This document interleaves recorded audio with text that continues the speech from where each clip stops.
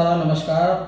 आज हम मौजूद हैं बरेली में डॉक्टर वासु, महेंद्र सिंह वासु नाम है इनका। तो ये आंखों के वरिष्ठ विशेषज्ञ हैं।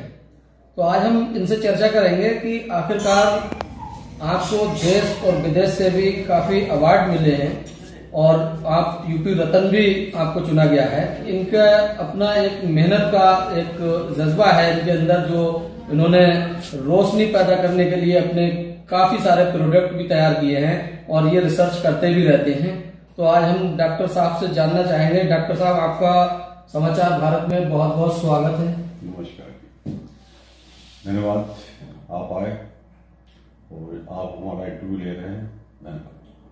तो डॉक्टर साहब, आज हम जानना चाहते हैं जनता में ये जो बीमारी है, जो रोग है, इसकी रोकथाम के लिए लोगों को क्या करना चाहिए? जैसे कि मोतियाबिंद होना या इसके अलावा आंखों में रोशनी का कम होना। कहना चाहिए कि एक तरीका है कि ऑपरेशन ही लोग करते हैं। आपके द्वारा कुछ ऐसे मेडिसिन बनाए गए हैं, दवाएं बनाई गई, जिससे कि लोगों को बगैर ऑपरेशन के भी जो है उनकी आंखें जो है ठीक हो सकती हैं और उनको रोशनी मिल सकती है। और जब रोज दुनिया में आंखें ही नहीं होंगी तो जीवन भी जो है वो एक अंधकार की तरह होता है। उनकी रोशनी कैसे सुरक्षित रह सकती है और कैसे अपने आप को, उनको क्या एहतियात बरतनी चाहिए?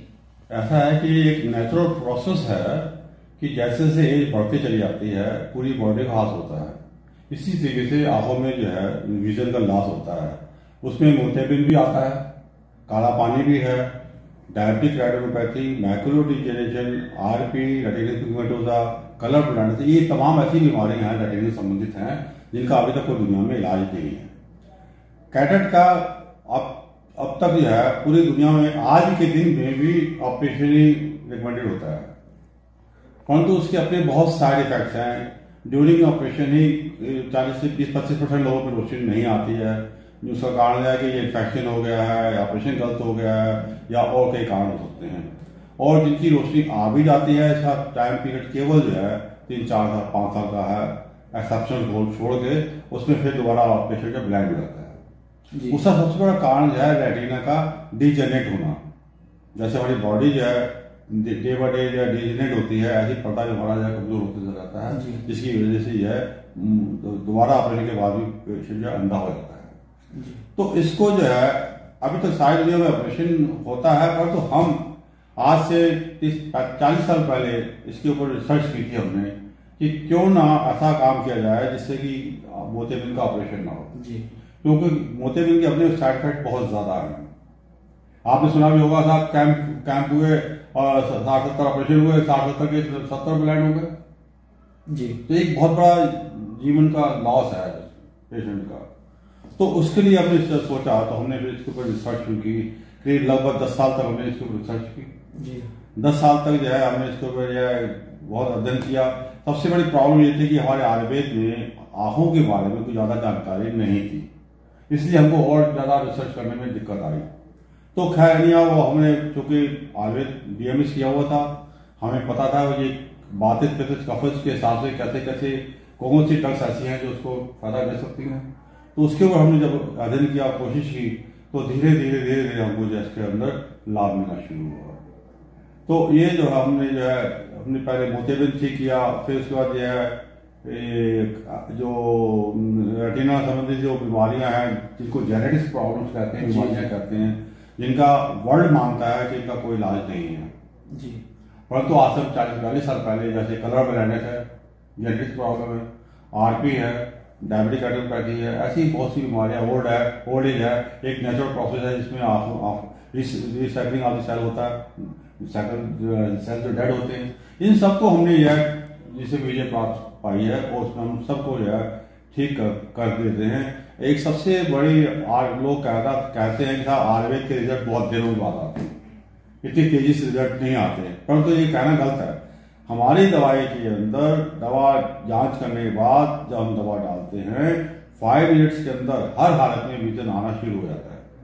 अच्छा, हाँ, जिसको हम जो है 3, 4, 5, 6 महीने इलाज करके इसका विजन जो है मैक्सिमम ले आते हैं। अभी तो हमने इसकी जो रिसर्च अपने बीएचयू में कराई थी जी, बीआईजी के एक्सपर्ट डॉक्टरों ने इसके ऊपर हमारी दवाई के ऊपर रिसर्च किया तो उन्होंने पाया कि आप 88% ब्लाइंड पेशेंट हम ठीक कर रहे हैं। यहाँ भी हम बड़ी उपलब्धि है, यहाँ भी हम ठीक कर रहे हैं। तो इसलिए ये बहुत बड़ी उपलब्धि है कि आयुर्वेद के अंदर 5 मिनट्स के अंदर जो है यूजर को वापस लाना जो बहुत बड़ी उपलब्धि है।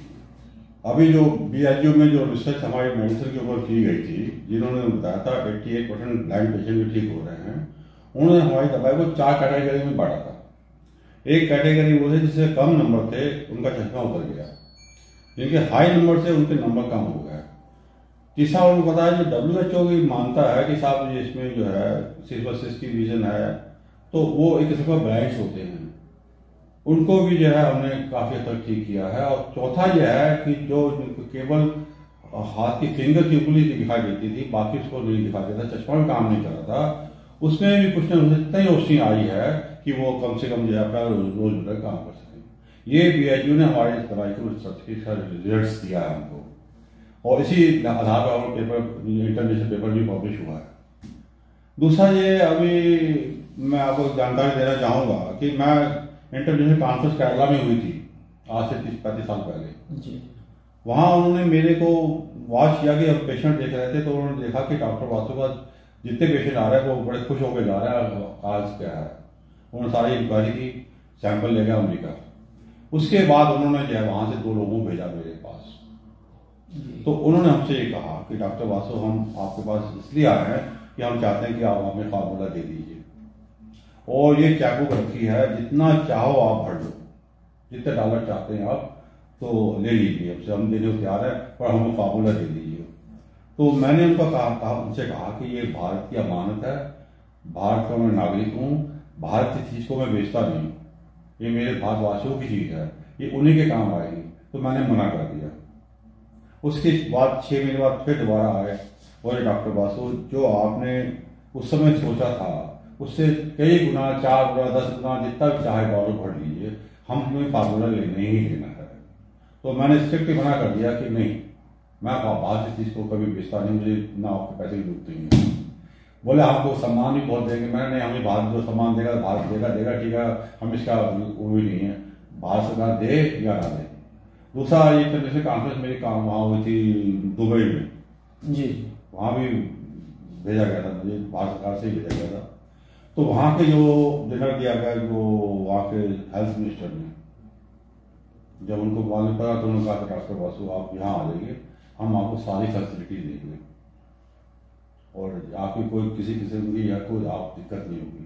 मैं देश को छोड़ के नहीं आ सकता, तो मैं नहीं गया। तो इस तरीके से घटनाएं बहुत हुई, बहुत लोगों मेरे संपर्क में आए इस फार्मूले को लेने के लिए, और प्रेशर भी डाला, और तो मैंने दिया नहीं आज तक। तो केवल आप दवाइयों के जरिए ही जो है ट्रीटमेंट करते हैं लोगों का, बीमारी का, कोई ऑपरेशन वगैरह नहीं, ना कोई मतलब एडमिट वगैरह नहीं हॉस्पिटल में आपके, कोई एडमिट नहीं करते। अच्छा, तो डॉक्टर साहब रोशनी की जहां बात है, आंखों की रोशनी आखिरकार कैसे जो है जब कम हो गई है तो वो कैसे जो है मतलब ये कि सुरक्षित रहे जिससे कि उससे और ज्यादा कम ना हो, इसके बारे में क्या बताएंगे? नहीं, वो तो है कि अच्छा तो ये है कि प्रॉपर चेक कराए कितनी रोशनी कम हो चुकी है, उसको वापस लाए। हमारी दवाई सबसे बड़ी खूबसूरती यही है कि जितना विजन ले आएंगे, अगर हमने चश्मा उतार दिया है तो 14-15 साल तक चश्मा लगता नहीं है। उस पर भी एक शर्त है कि ज्यादा हैवी डोज एंटीबायोटिक ना लें, स्टेरॉइड ना लें, एंटीट्यूबल दवाई ना लें, डायबिटिक ना हो। अगर ये सब नहीं हो रही है तो 14-15 साल तक चश्मा की जरूरत नहीं पड़ती। मैं आप देख रहे हैं, मुझे भी मेरी इस समय एज है 73 है, मेरे को भी जब मेडिकल में पढ़ता था चश्मा लगा हुआ था, दूर का भी पास का 3-4-5 नंबर के आसपास था। आज मुझे इस चश्मे को छोड़ाए हुए 30-40 साल हो गए। आप देख रहे हैं मैं बिना चश्मे का काम करता हूँ। तो ये दवाई का रिजल्ट है। आयुर्वेद में बहुत ताकत है। ये तो अंग्रेजों ने और मोहम्मद ने कंट्री ने या इसको बहुत आयुर्वेद को दबा दिया, और हमारे माननीय मोदी जी जो है इसमें बहुत कोशिश कर रहे हैं, और उसको आगे बढ़ाने की या आयुर्वेद को बढ़ाने की उन्होंने बहुत दिल से कोशिश की है। और मुझे इस बात की बहुत खुशी है कि जिसको मैं 40 साल से कोशिश कर रहा था वो काम नहीं हो रहा था, अब मुझे उम्मीद है कि मोदी जी के टाइम में मुझे भी बहुत सफलता मिलेगी। डॉक्टर भी भगवान का दूसरा रूप होते हैं और आपकी कोशिशें भी निरंतर जारी हैं। आप कुछ और भी बन सकते थे, तो इस पेशे को ही आपने क्यों चुना चिकित्सा? एक्चुअली मेरी मदर नहीं थी, बहुत छोटा था, मदर की डेथ हो गई थी। तो हमें वो जो हमारी सेवा होनी चाहिए थी, जहाँ जो प्यार मिलना चाहिए था, वो नहीं मिला। और लोग देखते थे कि बेचारे बहुत दुखी हैं, और अस्पतालों पे जाते थे के बाद तो देखते थे अस्पताल भरे पड़े। तो मैंने कहा इससे बड़ी सेवा समाज की क्या हो सकती है कि हम डॉक्टर बन जाते हैं तो हम और अच्छी सेवा कर सकते हैं। और वैसे ही गुरु ने हमारे सिखाया कि सेवा सर्वोपरि होती है, सेवा से बड़ी कोई चीज नहीं है। अगर ईश्वर को भी मिलना है तो आप मानव की सेवा करिए, मानव आपको यह आशीर्वाद देगा तो आपको ईश्वर की और नजदीक जाएंगे। डॉक्टर साहब, आप आंखों के ही स्पेशलिस्ट क्यों होना चाहते थे? इसके पीछे क्या मतलब ये कि रीजन छिपा है? बॉडी में और बहुत सारे भी पार्ट्स हैं, आप कुछ भी मतलब ये कि किसी भी उसका जो है रिसर्च कर सकते थे या डॉक्टर बन सकते थे, और भी मतलब जनरल सर्जन हैं, इसके पीछे क्या कारण? ये तो मैं कहूंगा कि इसके पीछे सबसे बड़ा कारण ईश्वर की देन है। वो उसने ऐसा रास्ता बना दिया मेरे को। यहाँ जवाहरलाल डॉक्टर थे, जिनका हालांकि थे तो वो डिग्री नहीं थी पर उनकी प्रैक्टिस बहुत जबरदस्त चलती थी। तो वहाँ हमारे अंकल ने जो है कहा, उनको डॉक्टर की जरूरत थी, तो मैंने वहाँ 4 साल नौकरी की।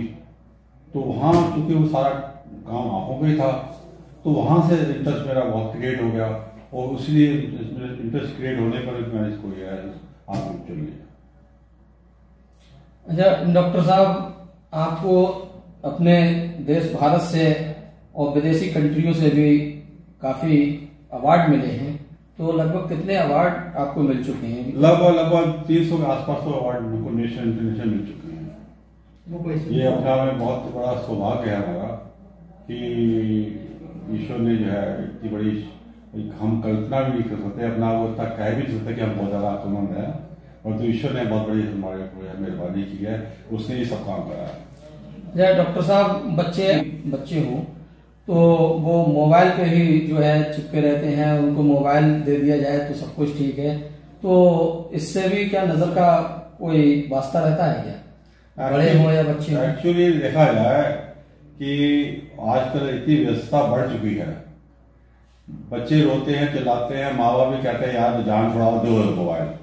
इसमें माँ बाप का भी बहुत बड़ा रोल है कि वो जो है देखा वो काम नहीं करने दे रहे हैं या खुद बिजी हो रहे हैं, और बच्चे शो में जा रहे हैं, लो बेटा लो मोबाइल लो तुम देखो। मैंने बहुत छोटे छोटे बच्चों को देखा है जो कि 1 साल 2 साल के ही हैं, माँ बाप खुद दे देते हैं। जब बच्चों को देते हैं वो एडिक्ट हो जाता है, उनको यह उसके बिना रह नहीं सकते हैं, तो ये चीज बड़ी खतरनाक है। ये माँ बाप को सोचना होगा कि किसी भी कीमत पे या कुछ भी करना पड़े बच्चों को मोबाइल ज्यादा ना दे। इससे आंखों की रोशनी पे बहुत ज्यादा असर पड़ता है। आंखों तो खराब हो ही नहीं है मोबाइल से। ये आंखें, ये तो ईश्वर की कृपा हमारे ऊपर ही है कि हम बच्चों की आंखों की रोशनी वापस ला रहे हैं और सब ठीक हो जाती है। ये थे हमारे साथ डॉक्टर महेंद्र सिंह बासु, जो लाखों लोगों की दिल की दुआएं भी इनके साथ कहीं ना कहीं जुड़ी हुई हैं, और लोग यहाँ अपना इलाज कराने आते हैं, आंखों को जो दिखाने आते हैं, अगर उनके पास पैसे की कमी है, असमर्थ हैं, तब भी डॉक्टर साहब उनकी अच्छे से देखभाल करते हैं और उनका इलाज जो है करते हैं, उनको मेडिसिन देते हैं। तो इसी के साथ मैं वकार सलमानी, आप देखते रहिए। Subscribe to my channel and also press this bell icon so you never miss any new updates, cause whenever we upload new video you will get a notification on your phone.